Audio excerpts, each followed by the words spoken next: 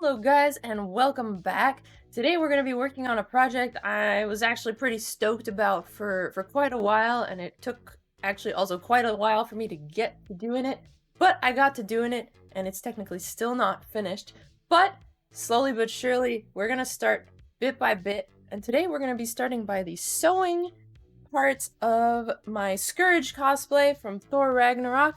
So that's the shirt. Some of these bits here are going to appear in the next video, which is going to be focusing on all the armor making parts. And these pants right here, as well as some gloves. And yeah, that's what's in this video.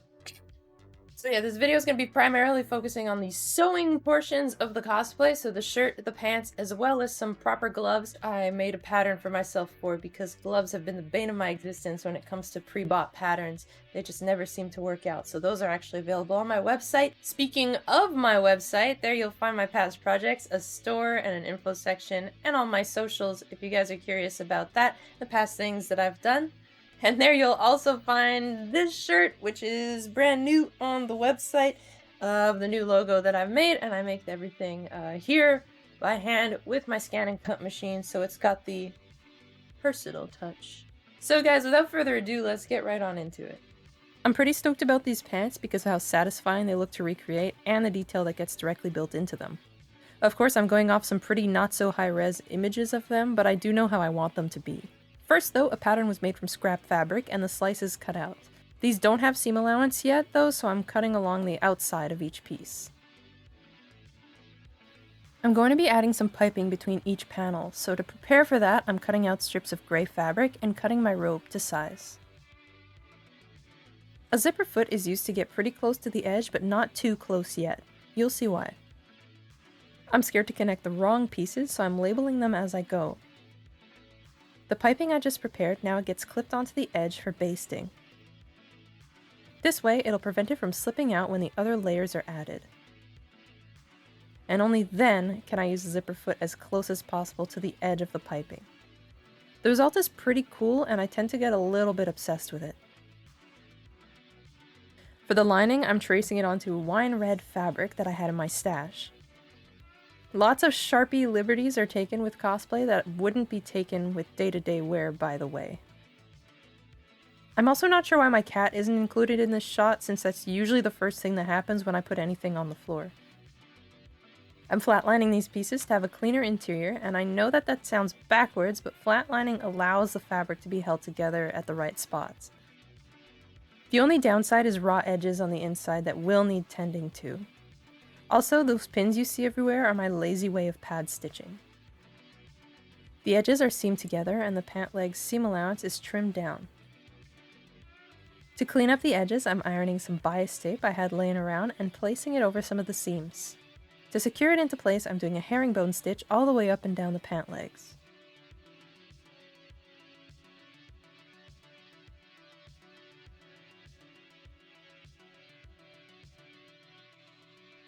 The bottom of the legs are getting a gray faux leather hem that I'm sewing on the top side first.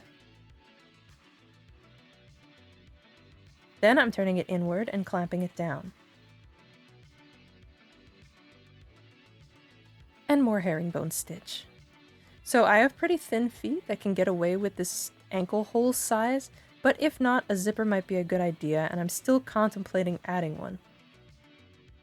Now that the pant legs are done, time to connect them to one another.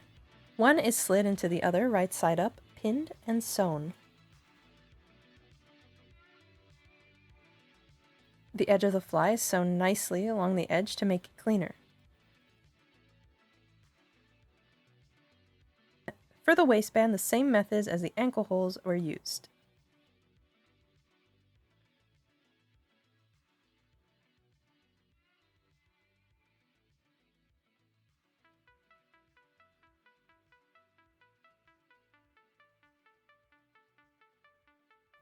I'm bound to talk about this later, but a lot of the Asgard stuff has no visible ties, so I'm stitching some large hooks and bars for the fly front.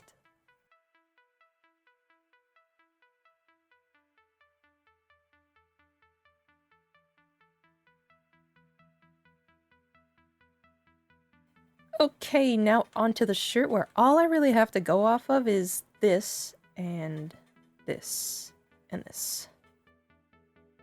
That last picture I only found much later, but I actually prefer my fabric choice, which is the reverse of the red faux leather. It has a nice velvety texture, and I know that the color matches perfectly. However, I'm not going to have faux leather directly onto my skin, so I'm flatlining this with a burgundy lining fabric. This fabric slides a lot, so I'm using a temporary spray adhesive.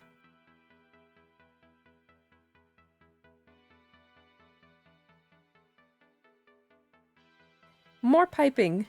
It's not exactly what the gray lines on the shirt appear to be, but I think it'll tie in nicely with the pants.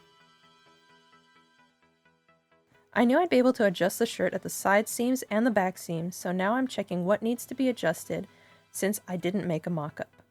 I rarely make mock-ups, so I guess I'm not a very disciplined maker. I'm making those adjustments by trimming the neckline as well as probably the armholes, I don't quite remember, and I'm using it as a mirror image to cut it the same way on the other side. I'm cutting the shape of the collar out and patterning the collar with this super professional paper Sharpie technique. I use this technique for a lot and it has yet to fail me. Once all of that is drawn on, I make sure that the pattern piece can lay flat by cutting it anywhere that it likes to pucker, like this, and then I add some seam allowance. This time, for the inside, there's no need for bias tape. The nice edges of the faux leather only need to be turned inward and hand sewn into place with a bit of a lot of felling. I'm being careful to only grab the lining part though, since I want none of this stitching to show on the outside. The outside will be covered by armor later on anyways, but at least I know it's there. Anyways, here's the border and the collar that I patterned before. The border is getting some piping too, but that's done after the lining is all connected, in order to have it directly on the edge. And it too, the edge is getting turned inwards and it will be hand sewn down.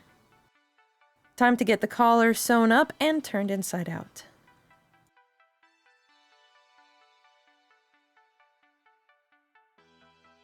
To iron this stuff, I'm putting another piece of fabric on top since it'll melt. Then it just gets hand stitched to the edge so that the piping there can remain nice and clean. The lower border is done the same as the pants, except this time I need to sew onto the faux leather surface. Some fabrics don't grip to the presser foot, but this one does. Even a Teflon foot. So I'm putting masking tape on the surface. Now, my presser foot can just glide over, and once it's sewn, I just rip the tape off the seam. More hand sewing, but anyways, this is Junk, he's a good boy.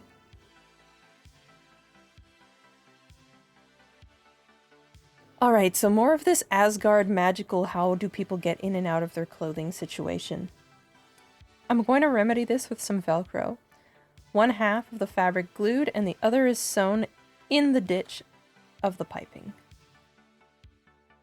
For the sleeves, they're just regular sleeves. I'm leaving the armpit open at the bottom though.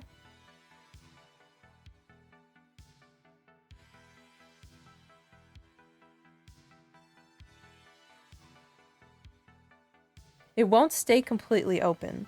I'm making little sheer gray fabric gusset type pieces that'll fill that void. The main reason for this is not ventilation, though that is a really good side effect, but it allows me to lift my arms up without the rest of my shirt coming along with it and bunching up under the armor.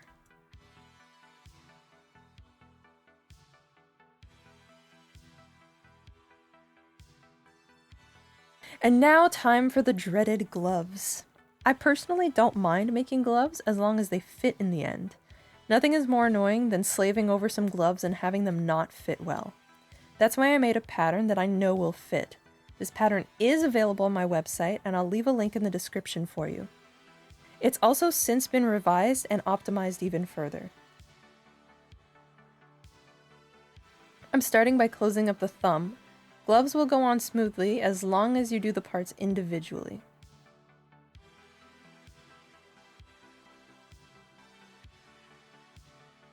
The thumbs are now added to the hand, and I did sew them a bit at a time and moved the pins as I went.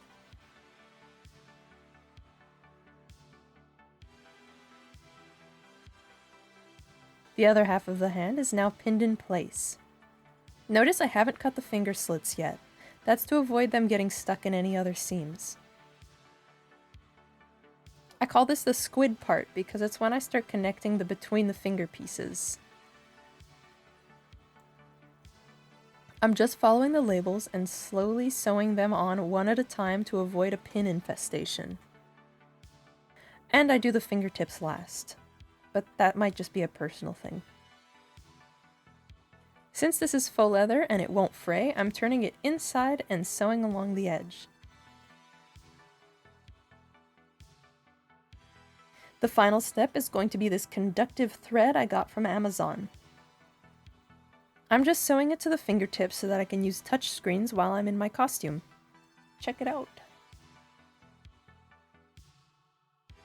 Thank you so much for watching and for getting this far. I do appreciate it. If you guys want to see these things get built in real time, I do stream on twitch.tv/suspicioustumble. The progress is a lot slower, but we like to banter and, you know, talk about a bunch of nonsense in there too, if that's something that you're interested in.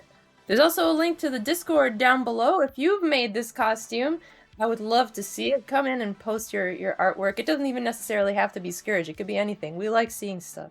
With that said, guys, I would like to thank my Patreon and my Twitch subscribers for your support. Without you guys, obviously, I wouldn't be able to do this. You guys have heard it a million times. Well, here it is one more time. And we will see you guys next time for the portion of this project, which I'm assuming you guys are probably looking a little bit more forward to. I'm pretty sure my noise gate's been on this whole time. I don't want to re-record my thing. So